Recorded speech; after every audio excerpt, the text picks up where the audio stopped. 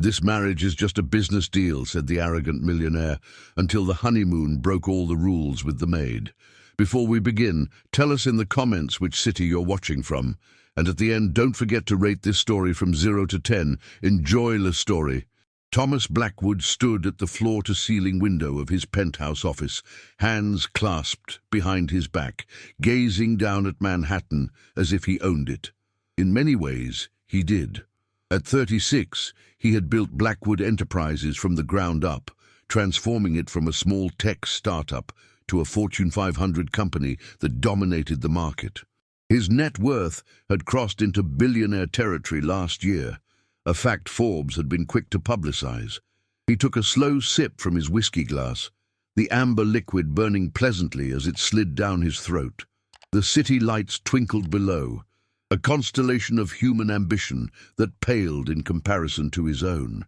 Thomas wasn't just successful. He was calculating, methodical, and utterly devoted to his empire. "Mr. Blackwood?" The voice of his executive assistant, Patricia, came through the intercom. "Your lawyer is here." "Send him in," Thomas replied, not bothering to turn away from the window.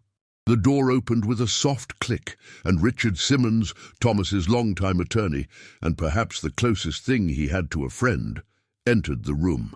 "Thomas," Richard said, placing his briefcase on the glass conference table, "I've reviewed all the documentation. You're in a tight spot." Thomas finally turned, his expression unreadable. "I'm always in tight spots, Richard. That's what I pay you to get me out of. This is different." Richard loosened his tie slightly. "Your grandfather's will is ironclad. If you want to maintain controlling interest in Blackwood Enterprises, you need to be married before your 37th birthday. That gives you," he glanced at his watch as if the deadline were imminent, "3 months. Thomas's jaw tightened. His grandfather, the family patriarch who had provided the initial funding for Blackwood Enterprises, had been a traditionalist to the core. The old man had inserted the marriage clause into his will as a way to ensure his grandson wouldn't spend his life alone, married only to his work. The irony wasn't lost on Thomas. His grandfather's attempt to humanize him was just another business problem to solve. "I don't need a recap of my grandfather's antiquated views on marriage, Richard. What I need is a solution." "Well," Richard said, opening his briefcase and pulling out several folders, "I've drafted a prenuptial agreement that would protect your assets in case of divorce. All we need now is a bride." Thomas walked over to his desk and pressed a button on the intercom. "Patricia, bring in the candidates' files." Patricia entered moments later, carrying a stack of manila folders which she placed on the conference table before quietly exiting. Thomas sat down and gestured for Richard to do the same. "You've been vetting potential candidates?" Richard asked, surprised. "Of course. Did you think I would leave something this important to chance?" Thomas flipped open the first folder. "Patricia has been discreet. These women all meet my criteria. Intelligent, pragmatic, no romantic inclinations, and most importantly, willing to enter into a business arrangement with substantial compensation." Richard skimmed through the first profile, a 32-year-old investment banker with degrees from Harvard and Wharton. "Thomas, you're treating this like a merger and acquisition. Marriage isn't a business deal." Thomas looked up, one eyebrow raised. "Isn't it? 2 parties enter into a mutually beneficial arrangement, formalized by contract, with terms for dissolution if necessary." "Sounds like business to me," Richard sighed. "You're missing the point." "No," Thomas countered, "you're missing the point. I need a wife on paper to satisfy my grandfather's archaic condition. I don't need love, companionship, or any other sentimental nonsense that people use to justify their irrational behavior." Richard opened his mouth to argue, but was interrupted by a knock at the door. Thomas frowned. He despised interruptions during meetings. "Come in," he called, irritation evident in his voice. The door opened, and a young woman backed into the room, pulling a cleaning cart. She wore the standard uniform of the building's maintenance staff, navy blue pants and a light blue button-up shirt with Eleanor embroidered on the breast pocket. "Oh!" "I'm sorry," she said, startled when she turned and saw the two men. "The schedule said this office would be empty now. I'll come back later." Her accent was distinctly Hispanic, but her English was perfect. "No, it's fine," Richard said politely. "We're just wrapping up." Thomas, however, was less accommodating. "Actually, we're in the middle of an important meeting. You should have checked with Patricia." The woman, Elena, straightened her shoulders, meeting Thomas's gaze without flinching. "I did check with Patricia. She said you'd be gone by 9. It's 9:15. Thomas glanced at his watch, annoyed to find she was right. "Fine, start with the reception area then." Elena didn't move. "I start with the offices first, then do common areas. That's the protocol." "Are you arguing with me?" Thomas asked, incredulous. "I'm explaining how I do my job," Elena replied evenly. "The job your company pays me to do professionally and efficiently." Richard coughed, poorly disguising a laugh. Thomas shot him a withering glance before turning back to Elena. "Ms." He squinted at her name tag. "Mendoza. I own this building and the company you work for. I decide the protocol." Elena pushed her cart to the side of the room and took out a duster. "Actually, Mr. Blackwood, you own the management company that contracts with Sunshine Cleaning Services, which employs me. And Sunshine's protocol, which your management company agreed to, is offices first, then common areas. If you have an issue with that, you can take it up with my supervisor tomorrow." She began dusting the bookshelves with quick, efficient movements, clearly considering the discussion over. Thomas was speechless. No one spoke to him this way, especially not cleaning staff. He was about to call security when Richard placed a hand on his arm. "Let it go, Thomas. We have more important matters to discuss." Reluctantly, Thomas turned his attention back to the folders, though he remained acutely aware of Elena moving around his office, straightening items, emptying trash bins and wiping surfaces. Despite his irritation, he couldn't help but notice the methodical way she worked. No wasted movements, no overlooked corners. "None of these candidates are suitable," he muttered after reviewing several profiles. "This one wants a career boost, this one has family money problems, and this one clearly has romantic notions, despite claiming otherwise." Richard leaned back in his chair. "Maybe that's because any reasonable person entering a marriage, even a business arrangement as you call it, has some emotional expectations." Thomas ran a hand through his dark hair in frustration. "I don't have time for this. My birthday is in 3 months, and I need someone who understands exactly what they're signing up for." Elena, who had been quietly cleaning near them, suddenly spoke. "Excuse me, but have you considered that maybe the problem is you're offering a business deal, but expecting someone to act like it's not? Nobody wants to admit they're marrying for money, even if they are." Both men turned to stare at her. "I don't recall asking for your opinion," Thomas said coldly. "You didn't," Elena replied, spraying glass cleaner on his desk. "But you're talking about this in front of me, like I'm invisible, so I figured I might as well be helpful, since I'm hearing it anyway." Richard chuckled. "She has a point, Thomas." Thomas ignored his lawyer's comment. "And what would you suggest, Ms. Mendoza, since you're so knowledgeable about business marriages?" Elena wiped the glass surface with smooth, circular motions. "Be honest. Find someone who needs what you're offering and doesn't pretend it's about anything else. No confusion, no hurt feelings, no mess." She gestured to the spotless desk. "Clean." Thomas studied her thoughtfully. There was something refreshingly direct about her approach. "And where would I find such a pragmatic individual?" Eleanor shrugged. Probably not in your social circle, where everyone's playing games. Maybe someone with real problems who could use a solution." She moved to the next surface, continuing her work. A crazy idea began to form in Thomas's mind. Before he could think better of it, he asked, "What about you, Ms. Mendoza?" Elena froze, cloth in hand. "What about me? You seem pragmatic. Would you marry someone for a business arrangement?" She laughed, a genuine sound that somehow filled the sterile office with warmth. "Are you offering Mr. Blackwood? Because if so, Your proposal needs work." Richard was watching the exchange with fascination. "Thomas, what are you doing?" Thomas ignored him, his focus entirely on Elena. "I'm serious. Would you consider it? A marriage of convenience, strictly business, with substantial compensation." Elena stopped cleaning and turned to face him fully. For the first time, Thomas really looked at her. She was in her late 20s, with warm brown eyes, olive skin, and dark hair pulled back in a practical ponytail. Not traditionally beautiful by societal standards, but there was something striking about her features, a quiet confidence, an authenticity that was rare in his world. "Why would you want to marry your cleaning lady?" she asked, genuine curiosity in her voice. "Aren't there socialites lining up for the position?" "Apparently not ones who understand the nature of the arrangement," Thomas replied. "You seem to grasp the concept perfectly. No romantic expectations, no emotional complications." Elena studied him for a long moment.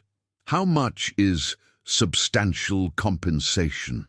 $1 million, Thomas said without hesitation.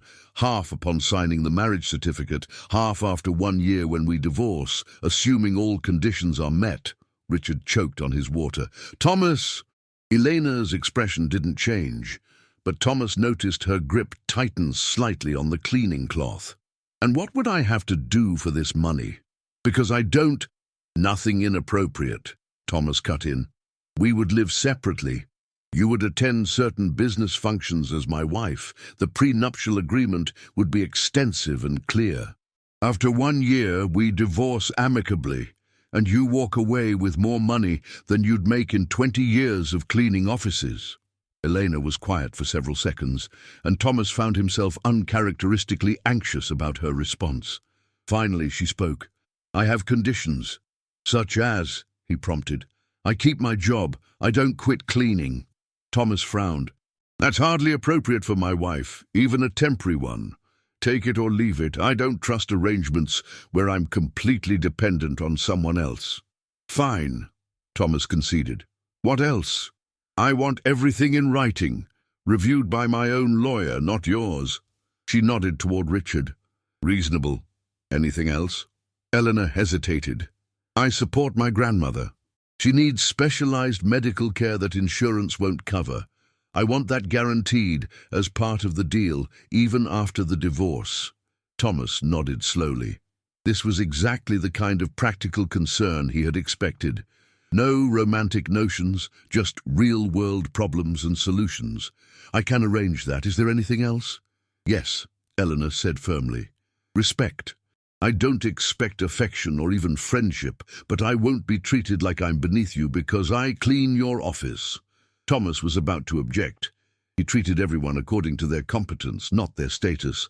But Richard spoke first. "That's non-negotiable, Thomas. Basic human dignity." Thomas glanced between them and nodded curtly.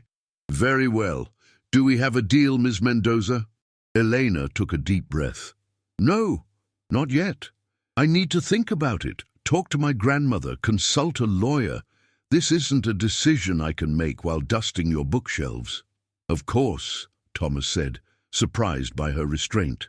Most people would have jumped at that kind of money. "How long do you need?" 1 week, she replied, "and I want the offer in writing so my lawyer can review it."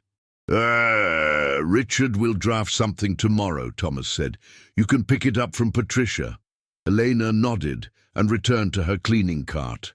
"I'll finish your office tomorrow, Mr. Blackwood. Good night, gentlemen." With that, she wheeled her cart out of the room, leaving an odd silence in her wake. Richard stared at Thomas in disbelief. "Have you lost your mind? You just proposed a sham marriage to the cleaning lady." Thomas returned to his desk, a strange sense of satisfaction settling over him. "She's perfect, Richard. No illusions. No agenda beyond the financial arrangement. She won't fall in love or try to change the terms. It's exactly what I need. And what happens when the board finds out you married the woman who empties your trash bins? Have you thought about the PR implications?" Thomas waved a dismissive hand. "We'll create a suitable backstory. People love rags-to-riches romances. Besides, she's intelligent, direct, and remarkably unfazed by my position." That's rare. Richard gathered his papers, shaking his head. I hope you know what you're doing, Thomas. Marriage, even a fake one, has a way of becoming complicated. As his lawyer left, Thomas returned to the window, staring out at the city lights. He couldn't explain the impulse that had led him to propose to Elena Mendoza, but he felt confident in his decision. This was just another business arrangement. Clean, straightforward, mutually beneficial, nothing more. What could possibly go wrong? Elena Mendoza's apartment in Queens was a far cry from Thomas Blackwood's Manhattan penthouse.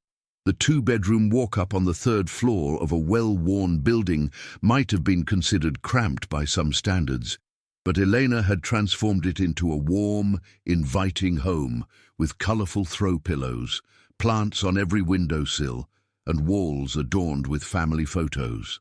"Abuela, I'm home," Elena called as she entered, dropping her keys in the ceramic bowl by the door. Her grandmother, Sofia Mendoza, sat in her favorite armchair by the window, crocheting what appeared to be another blanket to add to their growing collection.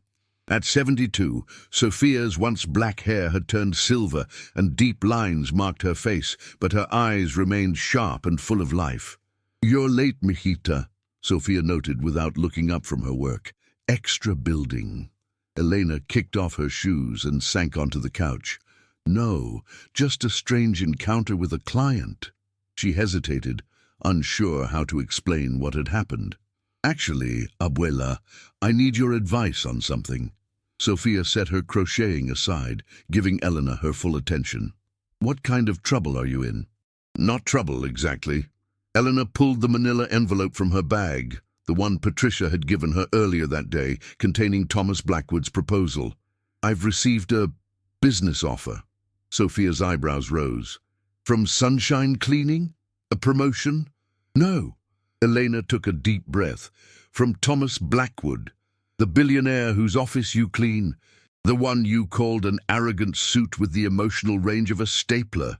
Despite her nervousness, Elena laughed. "That's the one." She opened the envelope and handed the documents to her grandmother. "He wants to marry me." Sofia nearly dropped the papers. "Dios mío, what did you do to this man? Cast a spell?" "Nothing like that. It's not a real marriage. It's a business arrangement." Eleanor explained Thomas's situation with his grandfather's will, the inheritance contingency, and the financial offer. As she spoke, Sophia's expression shifted from shock to thoughtful consideration. $1 million, Sophia said softly when Elena finished, "and guaranteed medical care for me." Elena nodded, "But I'd have to pretend to be his wife for a year, attend events, play a role." Sophia was quiet for a long moment, her weathered hands gently smoothing the contract pages. "When I was your age, I would have called this crazy, but at my age—" She looked up, her eyes meeting Elena's. "This could solve so many problems." "I know," Elena whispered. "That was exactly what had kept her awake last night. The money would change everything, not just for her, but for her grandmother. It would mean the best medical care for Sophia's heart condition. It would mean paying off the medical debt that had been hanging over their heads since Elena's mother passed away 5 years ago. It would mean security. "But is it worth it?" Sophia asked. "Living a lie for a year? Being with a man you don't even like?" "I wouldn't really be with him," Elena clarified. "We'd have separate living arrangements. I'd just have to show up and smile for photographs occasionally." "And you trust this man to honor his word? These rich types, they think they can buy people." Elena thought about Thomas Blackwood, his cold efficiency, his obvious disdain for emotions, his business-like approach to even marriage. "Oddly enough, I do trust him to honor a contract. That seems to be the only language he speaks." Sophia sighed. "Have you talked to a lawyer?" "I'm meeting with Rosa's brother tomorrow. He's reviewing the contract." "Good." Sophia leaned forward, taking Eleanor's hands in hers. "Listen to me, Elena. I won't tell you what to do. This is your life, your decision. But whatever you decide, remember who you are. No amount of money is worth losing yourself." Elena squeezed her grandmother's hands. "I know, Abuela. I won't forget." The next morning, Elena met with Miguel Vasquez, her friend Rosa's brother, who had recently passed the bar exam. They sat in a small cafe near his office, the contract spread out between them. "This is the most comprehensive prenuptial agreement I've ever seen," Miguel said, flipping through the pages. "Though, to be fair, I haven't seen that many." "Is it legal?" Elena asked, stirring her coffee nervously. "Oh, it's legal. Mr. Blackwood's lawyer has thought of everything." Miguel pointed to various sections. "Your living arrangements, public appearances, social media protocols, confidentiality clauses, grounds for nullification, and my conditions. My grandmother's medical care?" Miguel nodded, turning to a specific page. "It's all here, ironclad. Your grandmother will receive premium medical coverage for life, regardless of what happens between you and Mr. Blackwood." He looked up at Elena. "This is a serious offer, Elena. He's not messing around. So I should take it?" Miguel carefully closed the folder. "Legally speaking, this contract protects your interests. But as your friend, I have to ask, are you prepared for what this means? You'll be thrust into a world you know nothing about, the scrutiny, the expectations." Elena stared into her coffee. "I clean the offices of the wealthy, Miguel. I see their world every night, the excess, the politics, the performance of it all. I'm not naive. Seeing it and living it are different things," Miguel warned. "These people can be ruthless." "So can I," Elena replied with a small smile. "Besides, it's just for a year. I can handle anything for a year." 3 days later, Elena found herself back in Thomas Blackwood's office after her regular cleaning shift. This time, Richard Simmons was absent, and Thomas sat alone behind his imposing glass desk, looking as immaculate as the space around him. "Ms. Mendoza," he greeted her, gesturing to the chair across from him. "Please sit." Eleanor sat down, placing her worn leather purse on the floor beside her. She changed out of her cleaning uniform into her nicest pair of jeans and a simple blouse, casual by his standards, she knew, but she refused to pretend to be someone she wasn't. "I've reviewed your contract with my lawyer," she said without preamble. "I have some questions." Thomas nodded, his expression unreadable. "I expected as much. The social appearances clause is vague. How many events am I expected to attend? What kind of events?" "Primarily business functions, company galas, charity events, dinners with important clients. Perhaps 2 to 3 per month," Thomas replied. "More during the holiday season." Eleanor made a mental note. "And what about the living arrangements?" "The contract mentions maintaining separate residences, but also appropriate cohabitation for public perception. You would officially move into my penthouse, your name on the lease, mail delivered there. But you could continue living in your apartment most of the time. You'd need to stay at the penthouse when we have guests or when photographers might be watching. Appearances are important. And your staff, what will they be told?" "That we had a whirlwind romance," Thomas said matter-of-factly. "My housekeeper, Maria, will be discreet. She values her job." Eleanor narrowed her eyes. "And when people ask how we met, I can hardly say I was emptying your trash when you proposed." For the first time, Thomas seemed slightly uncomfortable. "We've developed a cover story. We'll say we met at a charity event for heart disease research. Given your grandmother's condition, you would plausibly attend such an event. I donated to the cause we spoke, and there was an immediate connection." "An immediate connection," Eleanor repeated skeptically. "Between the billionaire CEO and the woman with the cleaning cart. Very believable." "People love unlikely romances," Thomas countered. "And frankly, no one will question it too deeply. Men in my position are expected to marry beautiful younger women." Elena raised an eyebrow. "Am I supposed to be flattered by that?" "It wasn't a compliment, merely a statement of social perception," Thomas replied, his tone neutral. "Are there any other questions?" Elena hesitated, then asked the question that had been bothering her most. "What happens if one of us meets someone we actually want to be with, during this year?" Thomas's expression hardened slightly. The contract is explicit about fidelity, Miss Mendoza. Public indiscretions would invalidate our arrangement. Private entanglements are discouraged but not prohibited, provided they remain absolutely confidential and do not interfere with our arrangement. That seems complicated. Marriage often is, I'm told, even the real kind. He leaned forward slightly. Have you made your decision, Ms. Mendoza? Elena took a deep breath. She'd spent days weighing the pros and cons, talking with her grandmother, praying for guidance. The money would change their lives, pay off debts, secure Sophia's medical care, provide a safety net they'd never had, all for 1 year of pretending. Yes, I have. She met his gaze directly. I accept your proposal, Mr. Blackwood. If she had expected some reaction, relief perhaps, or satisfaction, she was disappointed. Thomas merely nodded and opened a drawer, withdrawing a pen and sliding it across the desk along with the contract. Initial each page and sign the last, he instructed. Elena picked up the pen, its weight substantial in her hand. This was it, the moment she agreed to become Mrs. Thomas Blackwood, at least on paper. She hesitated for just a second, then began initialing the pages, her signature joining his on the final document. Congratulations, Ms. Mendoza, Thomas said, as he took the contract back. We're officially engaged. Elena gave a small, humorless laugh. That's the least romantic engagement in history. That was the point, Thomas reminded her. Now we have 2 weeks to prepare for our wedding. Nothing elaborate. A small civil ceremony with a few witnesses. Richard has expedited the license process. 2 weeks, Elena exclaimed. That's hardly any time. We don't need time. This isn't a real wedding, remember?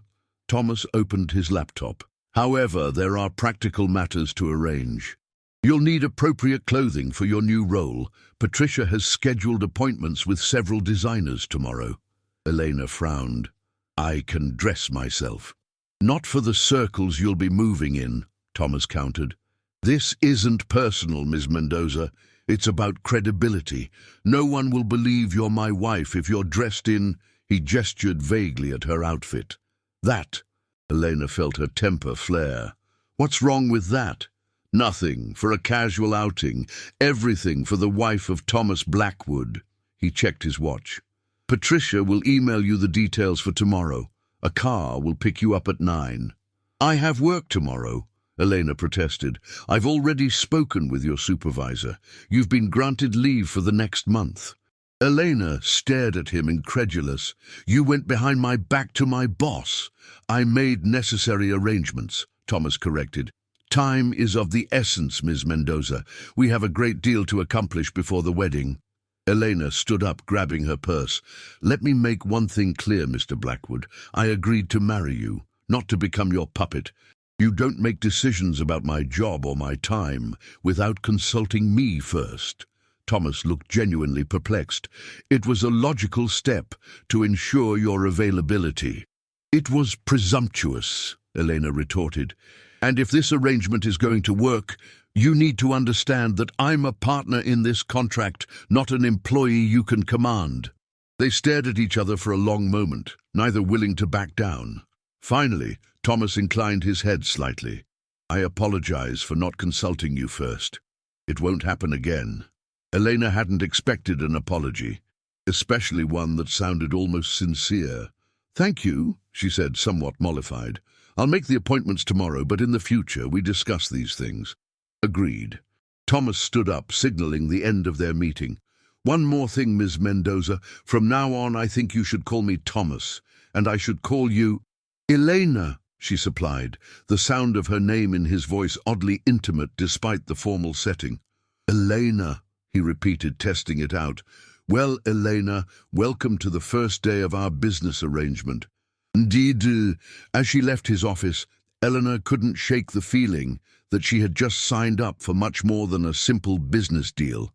For better or worse, her life was now intertwined with Thomas Blackwood's, a man who treated marriage like a corporate merger and emotions like inconvenient bugs in an otherwise perfect system.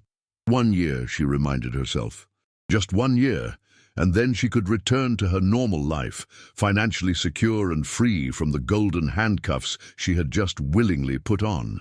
But as the elevator descended from the penthouse to the lobby, Eleanor couldn't help wondering if anything would ever be normal again. Elena stared at her reflection in the full-length mirror of the upscale boutique, barely recognizing herself. The woman looking back wore a tailored navy blue dress that hugged her curves in all the right places, paired with elegant heels that added 3 inches to her height. Her usually ponytailed hair fell in soft waves around her shoulders, professionally styled earlier that morning at a salon Thomas's assistant had booked. "This is definitely the one," declared Vivian, the personal shopper who had been assigned to Elena's transformation, as she called it. Classic, sophisticated, but not trying too hard, perfect for the rehearsal dinner tonight. "Rehearsal dinner?" Elena echoed, turning to examine the back of the dress. "There's no rehearsal. We're having a simple civil ceremony with practically no guests."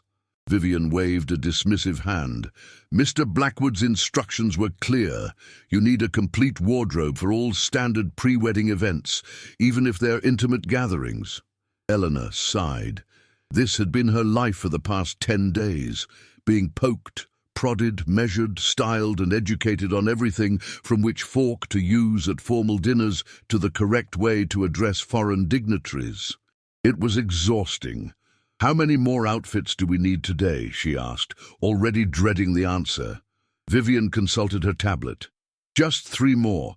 A casual weekend look, something for brunches, and an outfit for the post-honeymoon office visit."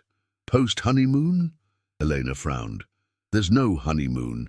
This isn't a real—" "Oh, but there is!" Vivian interrupted cheerfully. "Mr.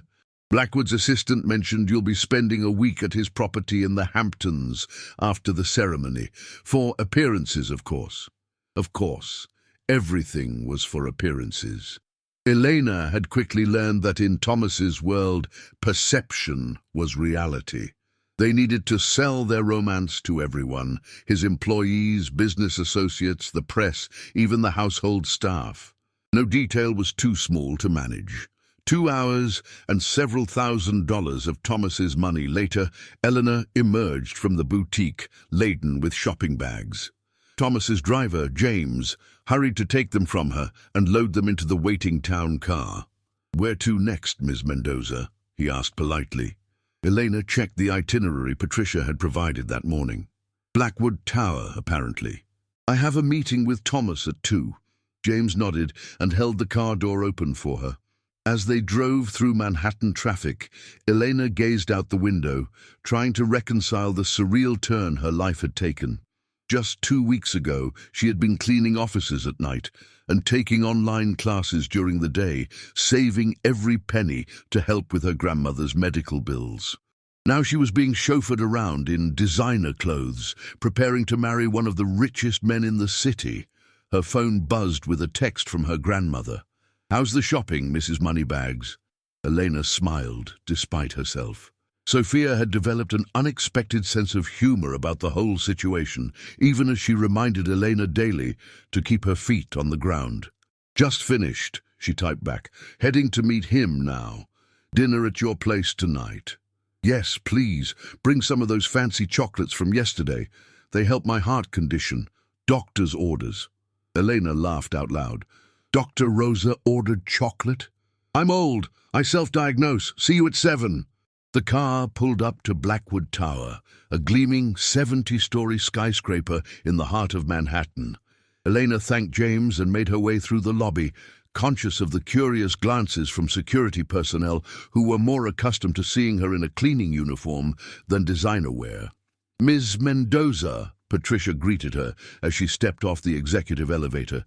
"Mr. Blackwood is waiting for you in the conference room." Elena followed Patricia down the hallway, surprised to find not just Thomas but Richard and 2 other people she didn't recognize waiting in the sleek conference room. "Elena," Thomas said, standing as she entered. He looked as impeccable as always, in a charcoal suit that probably cost more than her entire previous wardrobe. "You look appropriate." Elena bit back a retort. Coming from Thomas, appropriate was practically effusive praise. "Thank you," she said instead, taking the seat he indicated beside him. "I didn't realize we'd have company." "This is Margot Phillips, our PR director," Thomas said, nodding toward a stylish woman in her 40s, "and Daniel Kessler, our social media strategist. They're here to help finalize our narrative." "Narrative," Eleanor repeated. Margot smiled warmly. "Your love story, dear. The public is already buzzing about Thomas Blackwood's surprise engagement. We need to control the message." Daniel opened his laptop. "I've drafted several social media posts announcing your engagement with carefully selected photos from your private courtship." What private courtship?" Eleanor asked, bewildered. "We don't have any photos together." "We have the best photo editors in the business," Daniel said with a wink. "As far as Instagram is concerned, you two have been secretly dating for 3 months." Eleanor looked at Thomas, who seemed perfectly comfortable with this fabrication. "Isn't that a bit dishonest?" "It's strategic," Thomas replied. "A sudden wedding would raise suspicions. A whirlwind romance followed by a private ceremony feels more authentic." Margot slid a folder across the table. "We've prepared a complete backstory. How you met, your first date, significant moments in your relationship. You'll need to memorize these details. People will ask questions." Eleanor flipped through the pages, increasingly uncomfortable. According to this fictional account, she and Thomas had met at a heart disease research fundraiser. That part was consistent with what Thomas had told her earlier. They had connected over their shared passion for medical advancements. She had to stifle a laugh at that, exchanged numbers and begun dating discreetly to avoid media attention. Their first date had been at an exclusive restaurant in the meatpacking district, followed by a private tour of the Met after hours. "None of this happened," Elena said, closing the folder. "That's why it's called a cover story, Elena," Thomas replied, his tone suggesting he was speaking to a child. "I understand the concept," Elena said, her voice cooling. "What I don't understand is why it needs to be so elaborate. Couldn't we just say we had a private romance and leave it at that?" Richard, who had been quiet until now, intervened. "People are naturally curious about Thomas. The press will dig. Without details to satisfy them, they'll create their own narrative, one we might not like." Elena wasn't convinced, but she could see she was outnumbered. "Fine, I'll learn the story, but I have one condition." Thomas raised an eyebrow. "Which is, I need to tell my friends the truth. Rosa and her brother Miguel. They'd never believe this fairy tale, and I can't lie to them for a year." Thomas and Margot exchanged glances. "They would need to sign confidentiality agreements," Margot said cautiously. "They will," Elena assured her. "But I need people in my corner who know the real situation, people I can be honest with." After a moment, Thomas nodded. "Richard will draw up the paperwork. They can sign it before the wedding." "Thank you," Eleanor said, genuinely relieved. "Now," Daniel interjected, "let's talk about your social media presence. We'll need to revamp your accounts." "No," Eleanor interrupted firmly. "My personal accounts stay as they are. I'm not pretending to be someone I'm not online." "But your Instagram is full of cat memes and photos of plants," Daniel protested. "And that's who I am," Elena replied. "Someone who likes cats and plants. You can create joint accounts for us if you want, but my personal pages stay authentic." Thomas surprised her by supporting her stance. "Elena's right. Authenticity will be more convincing than a complete personality makeover. Work with what we have, Daniel, not against it." Daniel looked like he wanted to argue, but nodded reluctantly. "We'll need at least one engagement announcement post on your personal account. Something simple." "I can do that," Elena conceded. The meeting continued for another hour, with Margot and Daniel walking them through various scenarios they might encounter. Press questions, social events, running into acquaintances. By the time it ended, Eleanor's head was spinning with information. "Walk with me," Thomas said as the others departed. "There's something else we need to discuss." He led her to his private elevator, which opened directly into his office suite. Once they were alone, he gestured for her to sit on one of the sleek leather couches while he poured 2 glasses of water from a crystal decanter. "You seemed overwhelmed in there," he observed, handing her a glass. Elena took a sip before answering. "It's a lot to process. 2 weeks ago, I was cleaning these offices, and now I'm being coached on how to convince the world I'm madly in love with the man who owns them." "Having second thoughts?" Thomas asked, his expression unreadable. "No," Eleanor said honestly. "Just adjusting. This is all very new to me." Thomas nodded, seemingly satisfied with her answer. "There's one more detail we need to address. The ring." And he reached into his pocket and produced a small velvet box, which he placed on the coffee table between them. "I had it custom made," he explained. "Significant enough to be believable, but not so ostentatious as to seem unlike something you would wear." Elena cautiously opened the box. Inside was an elegant platinum ring featuring a cushion-cut diamond surrounded by a halo of smaller stones. It was beautiful and tasteful, not the gaudy showpiece she might have expected. "It's lovely," she admitted. "Try it on," Thomas instructed. Eleanor slid the ring onto her finger, surprised to find it fit perfectly. "How did you know my size?" "I had Patricia check your personnel file from Sunshine Cleaning. They required a full biometric scan for security clearance when you were hired." Of course he did. Nothing was left to chance with Thomas Blackwood. "There will be a plain platinum band for the ceremony," he continued, "and I'll wear a matching one. Details matter in a performance like this." Elena looked up from the ring. "Is that all this is to you? A performance?" Thomas met her gaze evenly. "What else would it be?" Before she could answer, his phone buzzed. He glanced at it and stood up. "I have a call with Tokyo in 5 minutes. The car will take you wherever you need to go. I'll see you tomorrow at the rehearsal dinner." Just like that, she was dismissed. Elena rose, the weight of the ring unfamiliar on her finger. "I'll be there. 7 o'clock at Le Bernardin, correct?" Thomas nodded, already moving toward his desk. "Patricia will send a car. Wear the navy dress you purchased today. It's appropriate for the venue." Eleanor paused at the door. "How did you know about the navy dress?"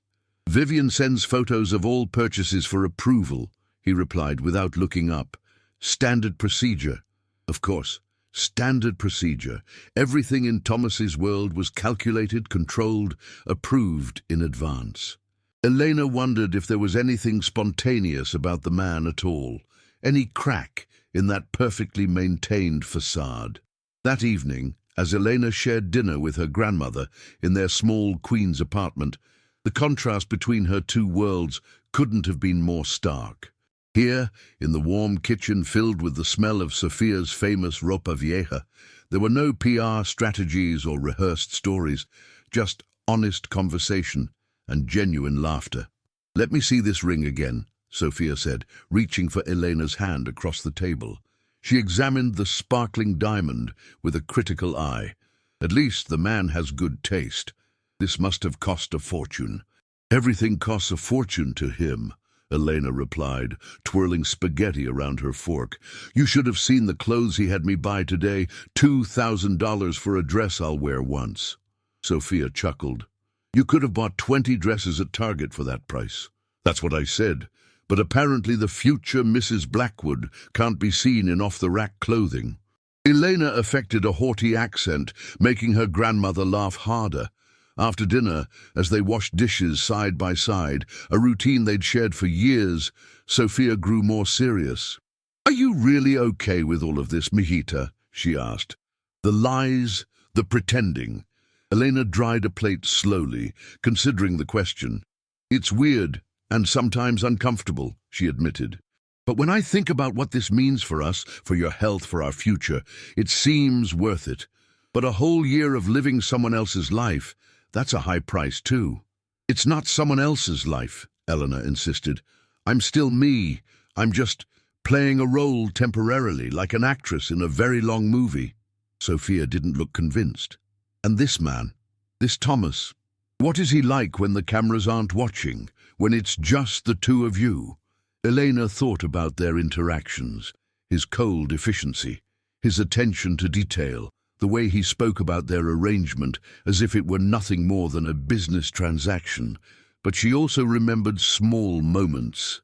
His support of her authenticity in the PR meeting, the thoughtfulness behind the ring selection, his momentary concern when he thought she might be having second thoughts.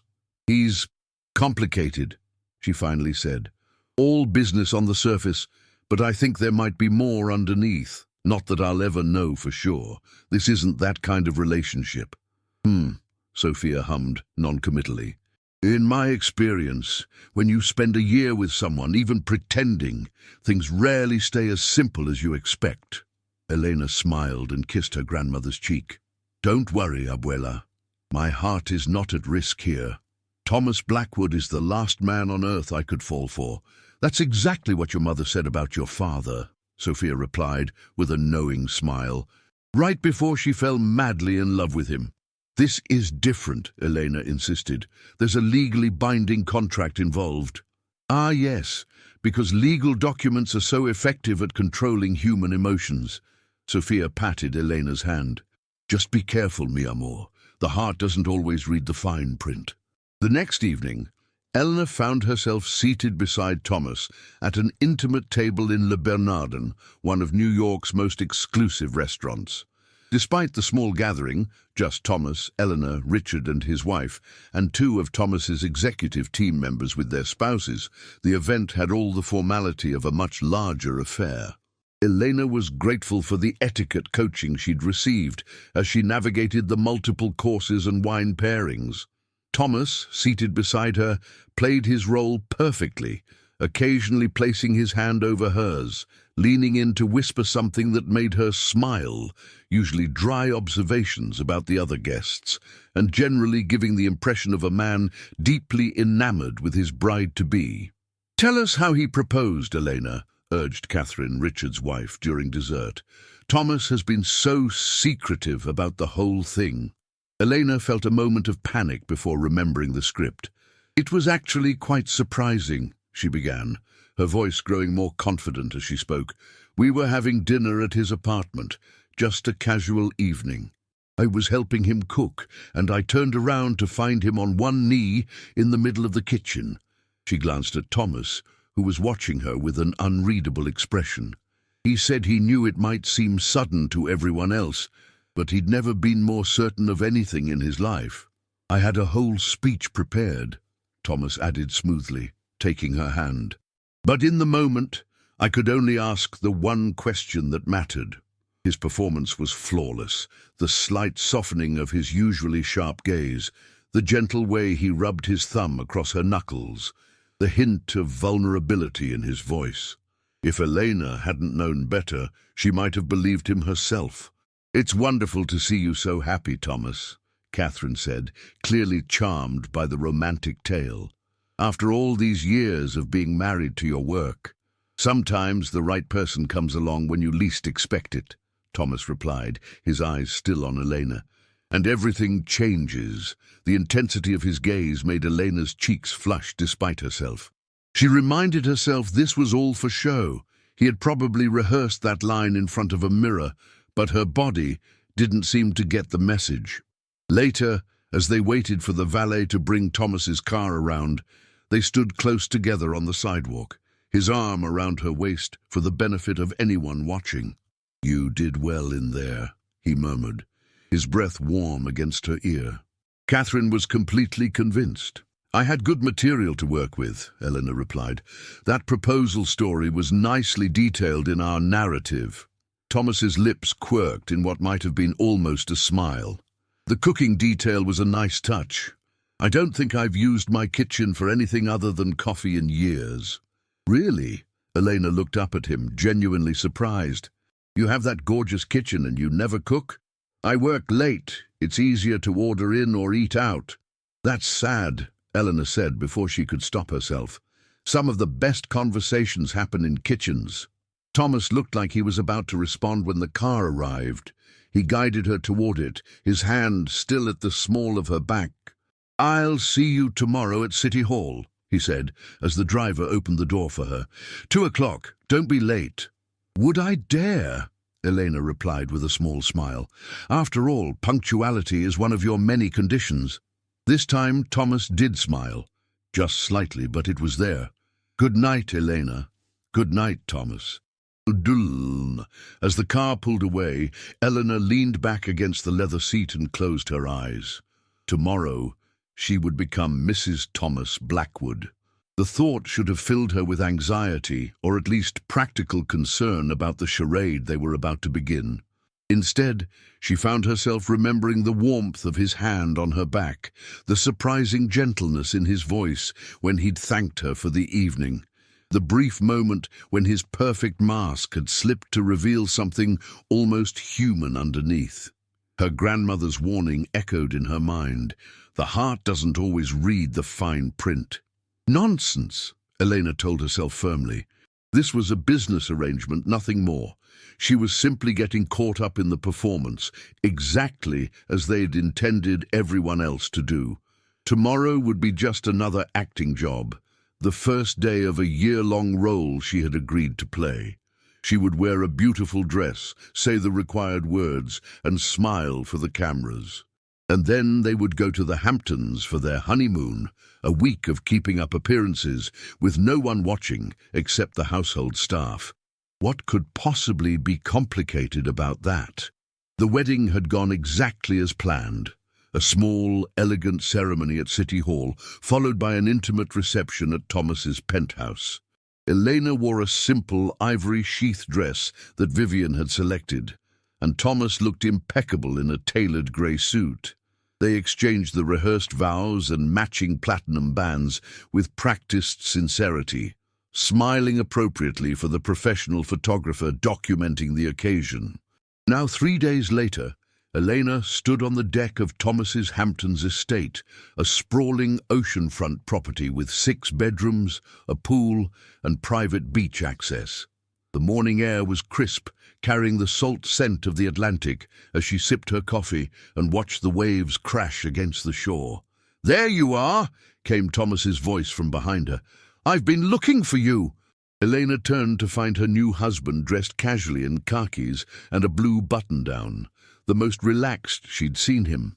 "Sorry, I couldn't resist the view." "It is one of the property's best features," Thomas agreed, joining her at the railing. "Did you sleep well?" "Yes, thank you." The guest room she'd been given was larger than her entire apartment in Queens, with a plush king bed and ocean views. "This place is beautiful." Thomas nodded, his expression softening slightly as he gazed at the horizon. "It was my parents' summer home before they died. One of the few properties I kept for personal reasons rather than investment value. It was the most personal information he'd volunteered since they'd met, and Elena wasn't quite sure how to respond. "Do you come here often?" "Not as much as I should," he admitted. "Work always seems to take precedence." An awkward silence fell between them. After 3 days of performing for others, being alone together without an audience felt strange. They had no script for this. Thomas cleared his throat. "I have some calls this morning, but I thought we might have dinner in town tonight. The staff will have the evening off, and we should be seen in public at least once during our honeymoon." "That makes sense," Eleanor agreed. "What should I wear?" "Something casual but elegant. The restaurants here are upscale but not formal during the summer season." Elena nodded, mentally reviewing the extensive wardrobe that now filled her closet. "I'll find something appropriate." "Good." Thomas checked his watch. "I'll be in the study if you need anything." As he turned to leave, Elena called after him. "Thomas, is there anything specific I should be doing today? Any role I should be playing?" He paused, considering the question. "The housekeeper and groundskeeper believe we're newlyweds, but they're discreet and won't be monitoring us. Feel free to explore the property or relax. Consider it a vacation." With that, he disappeared into the house, leaving Eleanor alone with the ocean and her thoughts. A vacation. When was the last time she'd had one of those? Between work, school, and caring for her grandmother, leisure time had been a luxury she couldn't afford. Now suddenly she had a week of it stretching before her. Elena spent the morning exploring the grounds, the manicured gardens, the heated infinity pool overlooking the ocean, the private path leading down to a secluded beach. After lunch, which she ate alone on the terrace, Thomas had his delivered to the study. She borrowed a book from the extensive library and settled on a lounger by the pool. The sun was warm on her skin, the gentle sound of the waves lulling her into relaxation. Before she knew it, she had dozed off, the book forgotten on her lap. Elena. She awoke with a start to find Thomas standing over her, his expression concerned. "What time is it?" she asked groggily. "Nearly 5. You've been asleep for hours." He handed her a bottle of water. "You should come inside. Your skin is getting pink." Eleanor touched her shoulders, wincing at the slight tenderness. "I didn't mean to fall asleep out here." Clearly. There was no judgment in his tone, just matter-of-fact observation. "Our dinner reservation is at 7. You might want to shower and change." Eleanor nodded, gathering her things and following him into the house. As they reached the grand foyer with its sweeping staircase, Thomas paused. "I've made a reservation at La Mer. It's one of the better restaurants in town, seafood primarily. Does that work for you?" "Yes, that sounds nice." Eleanor hesitated, then added, "Thank you for checking on me." Outside, Thomas looked slightly uncomfortable with the gratitude. "It would be counterproductive to have my wife return from our honeymoon with sunstroke." Of course, everything was about the arrangement. "Right, I'll see you at 6:30 then." Upstairs in her room, Elena took a cool shower to soothe her sun-warmed skin, then stood before the closet of new clothes, trying to decide what casual but elegant meant in the Hamptons. She finally settled on a pale blue maxi dress with delicate straps and a flowing skirt, paired with gold sandals and simple jewelry. When she descended the stairs at 6:30 precisely, she found Thomas waiting in the foyer, keys in hand. He looked up as she approached, his expression changing almost imperceptibly. "You look nice," he said, the compliment sounding almost reluctant. "Thank you. So do you." It was true. His navy linen blazer and crisp white shirt suited him, softening his usual corporate appearance without diminishing his natural authority. The drive into town was quiet, but not uncomfortably so. Elena watched the passing scenery, sprawling estates giving way to charming village streets lined with boutiques and restaurants. "Have you been to La Mer before?" she asked, as Thomas pulled into a parking space near the waterfront. "A few times. The chef trained in France but specializes in local seafood." He came around to open her door, offering his hand to help her out, a gesture that felt oddly intimate despite its formality. As they approached the restaurant, Thomas's hand settled at the small of her back, guiding her inside. It was the same protective posture he'd adopted at their wedding and reception, part of their performance as a couple in love. But here, away from Manhattan, the gesture felt less practiced, more natural. "Mr. and Mrs. Blackwood," the maitre d' greeted them with a warm smile. "We're delighted to have you with us this evening. Your table is ready." They were led to a prime table on the terrace overlooking the harbor, where boats bobbed gently in the evening light. A bottle of champagne was already chilling beside the table. "Compliments of the house," the maître d' explained, as a server poured 2 glasses. "We heard you were recently married. Congratulations." "Thank you," Thomas replied, his hand covering Elena's on the table. "We're enjoying a quiet honeymoon." The server beamed at them. "A wonderful choice. The Hamptons in June is magical." After they were left with menus and their champagne, Eleanor raised an eyebrow at Thomas. "News travels fast." "I may have mentioned it when making the reservation," he admitted. "It's good for our cover story." Elena sipped her champagne, savoring the crisp bubbles. "Of course. The cover story." Something in her tone made Thomas look up from his menu. "Is everything all right?" "Yes," she assured him quickly. "I'm just still adjusting to all of this. The pretending." Thomas studied her for a moment. "You're very good at it. I was impressed with how you handled the reception." "Years of customer service work," Elena replied with a small smile. "You learned to put on a convincing face." I wouldn't have thought cleaning offices required much customer interaction. That's just my most recent job. Before that, I worked in retail, waited tables, did reception work, whatever paid the bills while I took classes. Thomas looked genuinely curious. What are you studying? Business administration, with a focus on healthcare management, Elena replied, surprised by his interest. I want to work in hospital administration eventually. It's taking me longer than most people because I can only take a few classes each semester. Why healthcare specifically? Elena hesitated, then decided there was no harm in telling him the truth. When my mother got sick, we spent a lot of time navigating the healthcare system. I saw how broken it is, especially for people without money or connections. I thought maybe I could help change that, even in a small way. Thomas was quiet for a moment. That's admirable. Don't sound so surprised, Elena said with a small laugh. Did you think I had no ambitions beyond cleaning offices? I hadn't given it much thought, Thomas admitted. Our arrangement is temporary, so your long-term goals seemed irrelevant. The honesty stung more than it should have. Right, irrelevant. Thomas must have sensed her discomfort because he added, though I suppose they're not entirely irrelevant. Our agreement includes provisions for your education. What do you mean? The contract stipulates that part of your compensation includes educational expenses. You can complete your degree program without financial constraints. Elena stared at him. That wasn't in the contract I signed.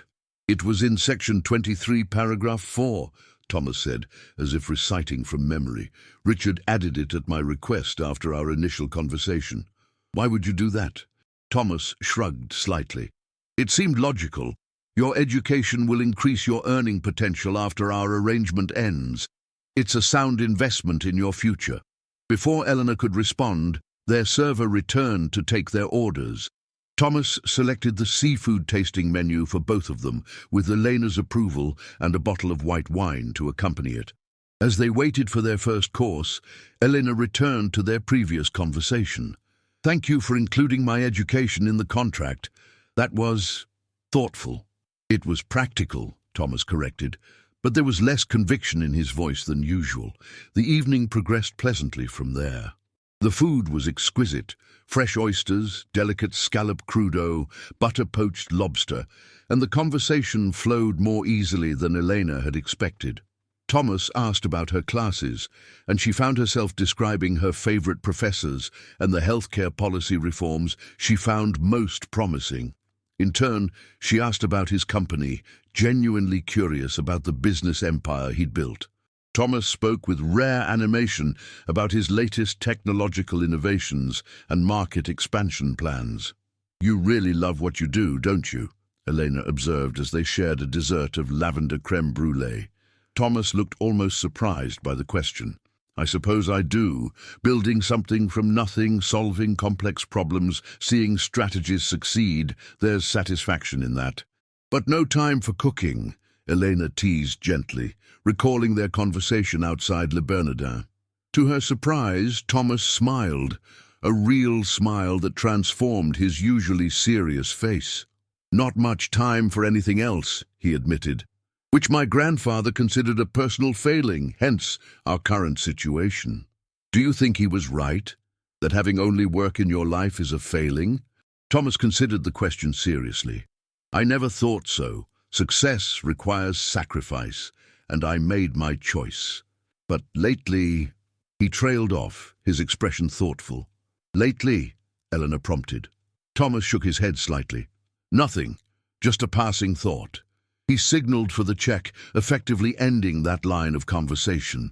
Outside the restaurant, the evening had turned cool, a gentle breeze coming off the water. Elena shivered slightly in her sleeveless dress. Without comment, Thomas removed his blazer and placed it around her shoulders. Oh, thank you, she said, surprised by the gesture. It's practical, he replied, but there was a softness in his voice that hadn't been there before. They walked slowly along the harbour, maintaining their newlywed appearance for any watching eyes. Thomas's hand rested lightly at her waist, and Elena found herself leaning into him slightly, drawn to his warmth in the cool evening air. This was nice, she said as they approached his car. "Thank you for dinner." "You're welcome." Thomas opened her door but paused before she could get in. "Elena, I know this isn't what you envisioned for yourself, but I want to assure you that I intend to honor every part of our agreement. When this year is over, you'll have the financial security to build whatever life you want." The sincerity in his voice caught her off guard. "I know you will. You're a man of your word." "Yes," he agreed, something unreadable flickering in his eyes. "A man of his word." Later that night, as Elena prepared for bed in her luxurious guest suite, she found herself reflecting on the evening. For a few hours they had almost seemed like a normal couple, talking, laughing, sharing a meal without constantly calculating their performances. It was dangerous to think that way, she knew. Thomas Blackwood had made it abundantly clear that their relationship was a business arrangement, nothing more. Any warmth or connection she felt was either imagined or part of their carefully constructed facade. Still, as she drifted off to sleep, Eleanor couldn't help wondering if there might be more to Thomas than the cold, calculating businessman he presented to the world. And more worryingly, she couldn't ignore the small part of herself that wanted to find out. 3 months into their marriage, Eleanor had settled into a routine that still felt surreal. She divided her time between her grandmother's apartment in Queens, where she still spent most weeknights, and Thomas's Manhattan penthouse, where she stayed for social events and weekends when they needed to be seen together. Against Thomas's initial objections, Elena had resumed her cleaning job, albeit with a modified schedule that didn't include Blackwood Tower. She'd also increased her course load, taking advantage of the educational fund Thomas had established for her. Between classes, work, and her appearances as Mrs. Blackwood, her days were fuller than ever. "Remind me why you're still scrubbing toilets when you're married to a billionaire?" Rosa asked as they shared lunch in the campus cafeteria. As one of the few people who knew the truth about Elena's arrangement, her friend never hesitated to speak frankly. "Because I'm not actually married to a billionaire," Elena replied, lowering her voice. "I'm contracted to pretend to be married to one. And when this contract ends, I want to have kept my life intact." Rosa stirred her coffee thoughtfully. "And how's that going? Keeping your life separate?" Eleanor hesitated. "It's complicated. More complicated than she'd anticipated, if she was being honest." "Complicated how? Is he being difficult?" "No, that's just it. He's been—" Eleanor searched for the right word. "Considerate." After their honeymoon in the Hamptons, Eleanor had expected to see little of Thomas beyond their scheduled appearances. Instead, he had made surprising efforts to accommodate her life into their arrangement. He'd adjusted his schedule for important family events, ensured her grandmother received the best medical care available, and even attended one of Elena's classes as a supportive husband when she gave an important presentation. "Considerate," Rosa echoed skeptically. "The Ice King has a heart." Elena smiled despite herself. "He's not as cold as he seems. He's just intensely private, guarded." "Uh-huh." Rosa gave her a knowing look. "And you're not falling for him at all, right? This is still strictly business?" "Of course it's still business," Elena replied too quickly. "The terms of our contract are clear." Rosa didn't look convinced. "Elena, I've known you since 3rd grade. You've never been able to compartmentalize your feelings like that. You care about people. It's who you are." "I can be professional about this," Elena insisted. "Besides, it doesn't matter what I feel. In 9 more months, this will all be over." Before Rosa could respond, Elena's phone chimed with a message. She glanced at it and sighed. "Speaking of my fake husband, we have a charity gala tonight that I'd completely forgotten about." "The perfect wife running late," Rosa teased. "Go, be fabulous. Just be careful with your heart, okay?" That evening, Elena stood before the mirror in the penthouse guest room she used when staying with Thomas. The red gown she wore was a Valentino creation that would have been unimaginable in her previous life.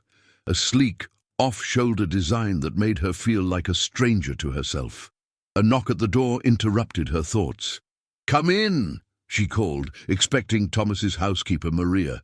Instead, Thomas himself entered, already dressed in his tuxedo. He stopped abruptly when he saw her. "You look—" He paused, seeming to search for the right word. "Beautiful." Elena felt an unexpected flush of pleasure at the compliment. "Thank you. You clean up pretty well yourself." Thomas crossed the room, holding out a small velvet box. "I thought you might want to wear these tonight. The Wilsons will be there, and Cynthia Wilson always notices jewelry."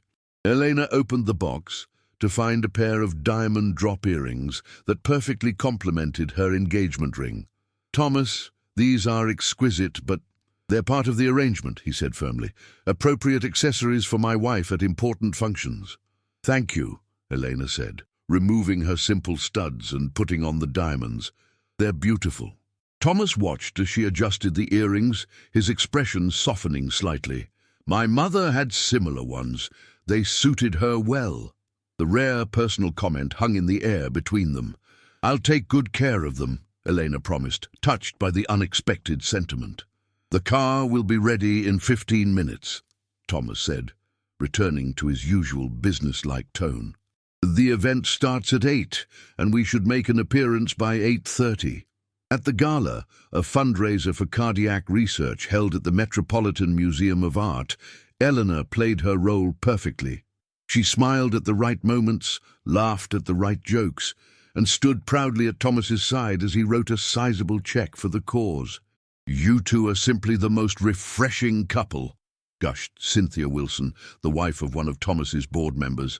"Most newlyweds I know can't keep their hands off each other, but you have such elegant restraint." Eleanor felt Thomas's hand tighten slightly at her waist. "We save the displays of affection for private," he replied with a small smile that suggested volumes. Later, as they moved through the elegant crowd, Thomas kept Elena close, his hand rarely leaving the small of her back. To anyone watching, they presented the perfect picture of a sophisticated, devoted couple.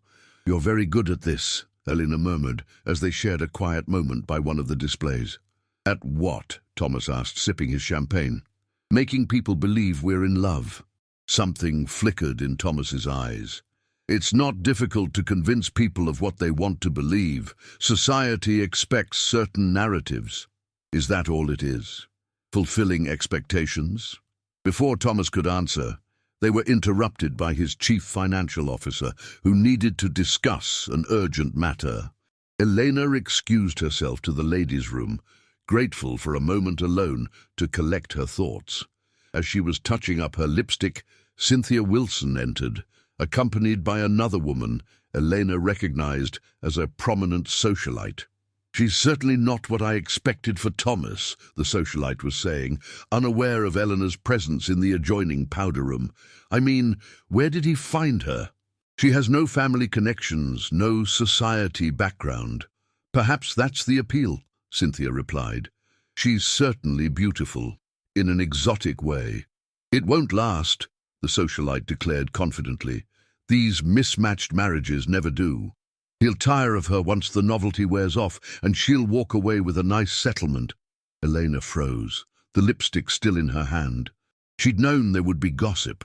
Thomas had warned her about it, but hearing it so boldly stated still stung. "I wouldn't be so sure," Cynthia said thoughtfully. "I've known Thomas for years, and I've never seen him look at anyone the way he looks at her." "What way is that?" "Like she's a puzzle he can't quite solve. Like he's fascinated despite himself." The women moved deeper into the ladies' room, their voices fading. Elena remained motionless, Cynthia's words echoing in her mind. When she finally returned to the gala, she found Thomas waiting for her near the entrance to the main hall. "There you are," he said, relief evident in his voice. "I was beginning to worry." Sorry, I got cornered by some ladies discussing the flower arrangements," Elena lied smoothly. "Ready to make our exit?" In the car on the way home, they sat in comfortable silence, both tired from the evening of socializing. Elena gazed out at the city lights, acutely aware of Thomas beside her, his presence both familiar and unsettling. "You were quiet toward the end of the evening," he observed, breaking the silence. "Was something wrong?" Elena hesitated, then decided on honesty. I overheard some women in the ladies' room discussing our marriage. They were taking bets on how long it would last. Thomas's expression hardened. Who? It doesn't matter, Elena said quickly. It's what everyone probably thinks. Not everyone, Thomas countered. Many people have commented on how well suited we seem. Because we're good actors, Elena said, trying to keep her tone light. Thomas was quiet for a moment. Is it all acting, though? He asked, his voice softer than usual. Elena's heart skipped a beat. What do you mean? Before he could respond, his phone rang, an overseas call he'd been expecting. The moment passed, and by the time they reached the penthouse, Thomas had retreated behind his usual professional facade. That night, lying in her bed in the guest suite, Eleanor found sleep elusive. She kept replaying Thomas's question in her mind. Is it all acting, though? What had he meant by that? And more troublingly, what was her own answer? The truth was, somewhere along the line, the boundaries of their arrangement had begun to blur. Elena found herself looking forward to their time together, enjoying their conversations, missing his presence when they were apart. She noticed small things about him, the way he always remembered how she took her coffee, the rare smile that transformed his face, his genuine interest in her studies. These weren't feelings she was supposed to have for a man who had essentially hired her to play a role. Yet here they were, undeniable and growing stronger each day. Rosa's warning echoed in her mind. Be careful with your heart. She was trying to be. But as the weeks had turned into months, Elena had begun to wonder if it was already too late. The next morning, Elena woke to find Thomas had already left for an early meeting. On the dining room table was a small box with a note in his precise handwriting. For your grandmother's birthday next week. I thought she might like this. Inside the box was an elegant silver photo frame containing a restored version of an old damaged photograph Elena had once mentioned. Her grandparents on their wedding day. A picture Sophia treasured despite its deteriorated condition. Elena stared at the gift, her throat tight with emotion. This wasn't part of their contract. This wasn't for show. This was Thomas remembering something she'd mentioned in passing and taking the time to do something thoughtful with that information. As she traced the edge of the frame, Elena finally admitted to herself what she'd been trying to deny for weeks. Despite all her precautions and promises to herself, she was falling for her husband of convenience. And that realization terrified her more than any contract ever could. 9 months into their marriage, Thomas and Elena sat across from each other in his home office, reviewing documents Richard had prepared for their upcoming divorce. In 3 months, their contracted year would be complete, and they would go their separate ways. Eleanor with her financial security, Thomas with his inheritance secured. The settlement terms are as we agreed, Thomas said, his voice carefully neutral as he slid the papers toward her. $1 million, your grandmother's medical care guaranteed for life, and your educational expenses covered until you complete your degree. Elena nodded, scanning the documents without really seeing them. It all looks in order. Richard suggested we begin the separation process gradually, Thomas continued. Fewer public appearances together, carefully placed rumors of growing apart, perhaps some strategically photographed arguments. More performance, Elena murmured, setting down the papers. It needs to be believable, Thomas said, just as our courtship and marriage needed to be. Elena looked up at him, studying the face that had become so familiar over the past months. Thomas had always been handsome in a severe, unapproachable way, but she had come to recognize the subtle expressions that others missed. The slight crease between his brows when he was concerned, the barely perceptible softening of his mouth when he was pleased, the way his eyes warmed when they were alone together. Is that what you want? She asked quietly. To start the separation process? Something flickered in Thomas's eyes, uncertainty perhaps, or some emotion he wouldn't name. It's what we agreed to. The contract is clear. I'm not asking about the contract, Elena said, her heart pounding. I'm asking what you want. Thomas stood abruptly. moving to the window that overlooked the Manhattan skyline. "What I want is irrelevant. We had an arrangement with clearly defined terms and an end date." Elena rose and followed him to the window, keeping a careful distance. "Things change, Thomas. People change. Not me," he said firmly. "I don't change." "Don't you?" Elena challenged gently.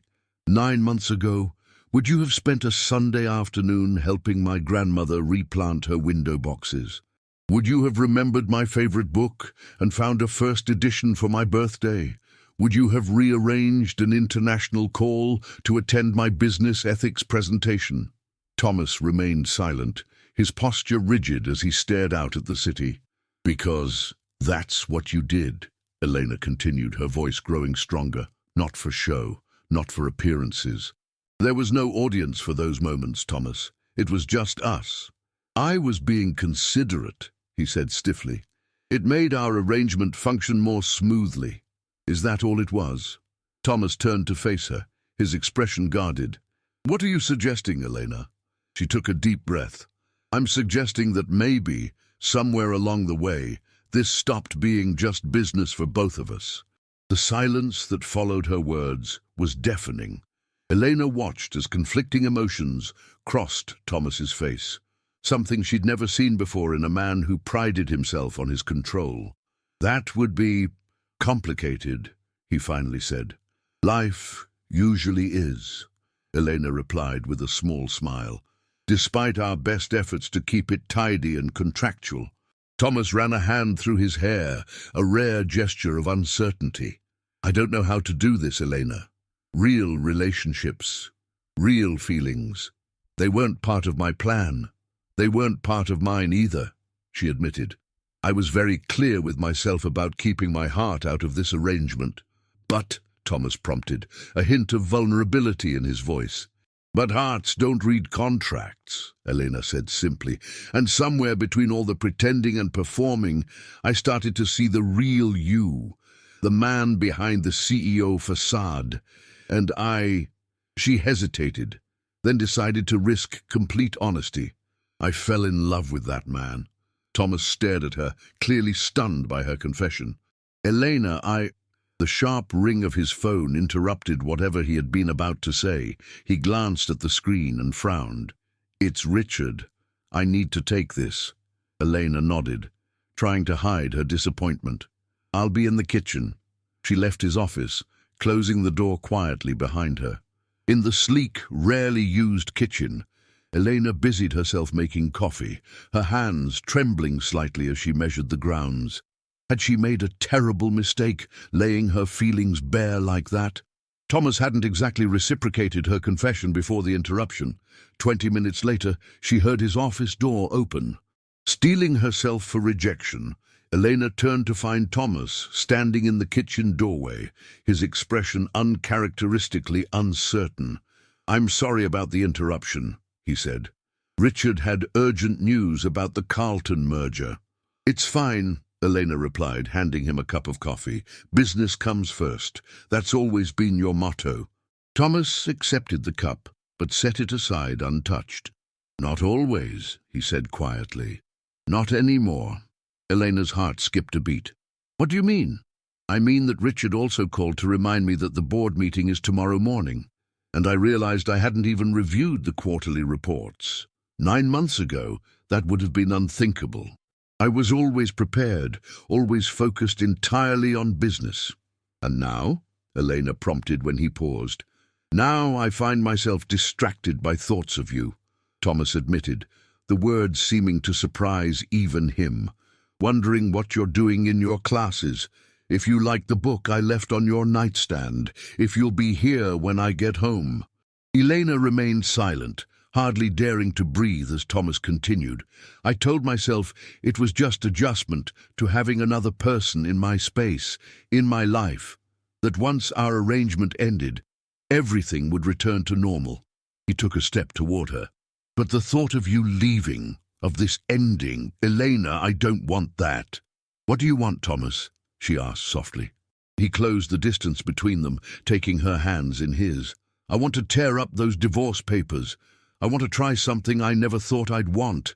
A real marriage, not just a business arrangement. His voice grew rough with emotion.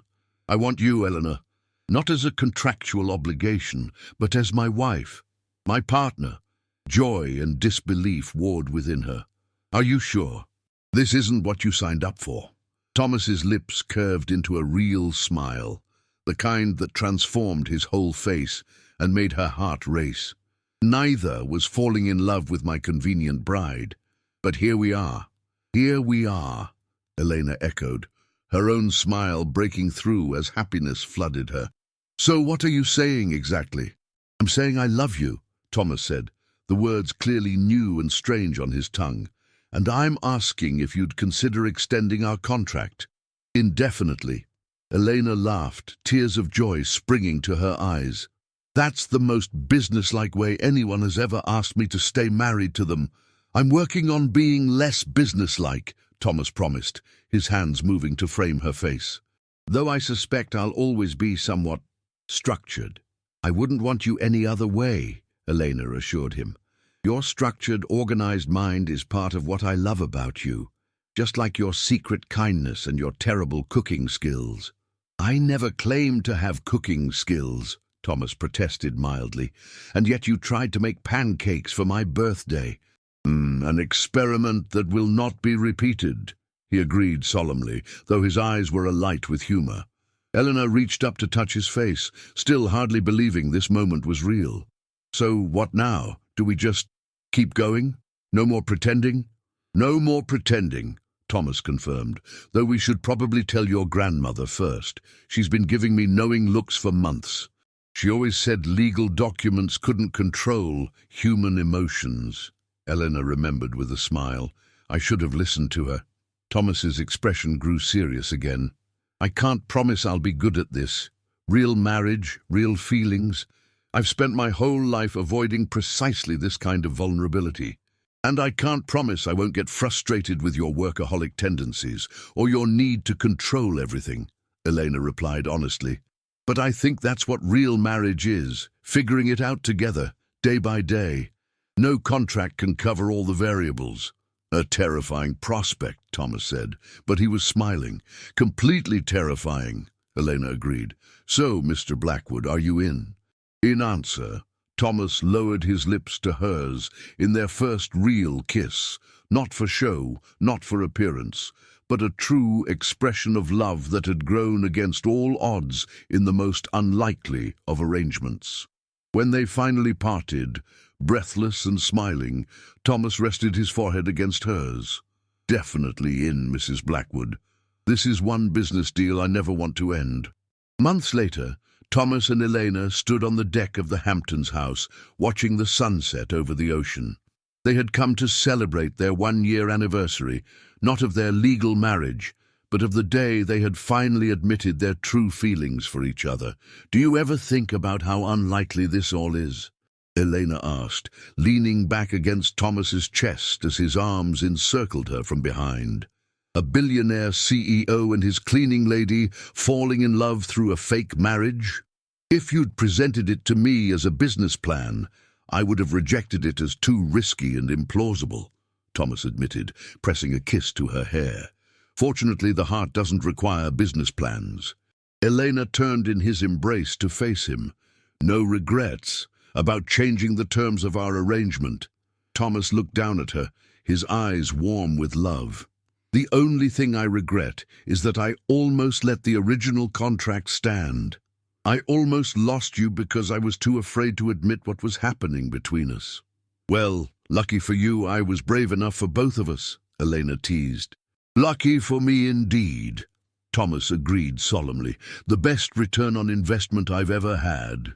Eleanor laughed and swatted his arm. You're still so businesslike sometimes. Some habits die hard, he conceded with a smile. But I'm working on it. We have time, Elena said, reaching up to kiss him as the last rays of sun gilded the water behind them. Our new contract is open-ended, remember? As Thomas deepened the kiss, Elena reflected on the strange journey that had brought them here, from a business arrangement born of necessity to a love neither had expected or sought. Their story had begun with a cold, calculated proposal in an office tower, but it had evolved into something neither of them could have anticipated. A true partnership based on love, respect, and the gradual discovery of each other's true selves. The marriage that had started as just business had become the most important thing in both their lives. The one contract neither of them ever wanted to end. What did you think of the story? Share your opinion in the comments. Rate this story from 0 to 10. What was your score? Subscribe to the channel and turn on the notification bell to follow all our stories and have fun.